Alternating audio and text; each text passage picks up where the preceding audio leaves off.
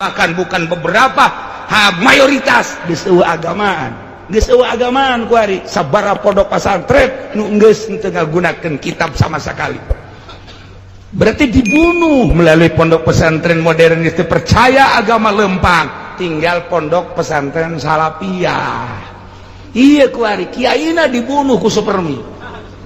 Anggeus-anggeusang. Tailah pembunuhan tinggal Amerika bae, neulekeun di luhur kapal. Bagaus.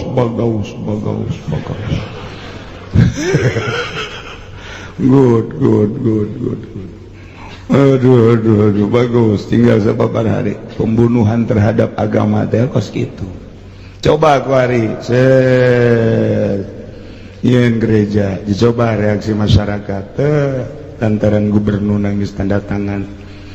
Gereja teh geus didukung lantaran partainya dibeli, saya perjanjian tadi. Coba reaksi masyarakat kumaha? Geus deuk berlindung ke mana masyarakat? Berlindung ke gubernur, pugu gubernur lagi geus tanda tangan. Berlindung ke MK, pan ieu MK na ge geus dibeli, geus dibeli. Deuk berlindung ke mana kuari? Deuk berlindung ke mana kuari ketika aya semacam eta? Paling ge urang teh akan menggunakan lain kekerasan.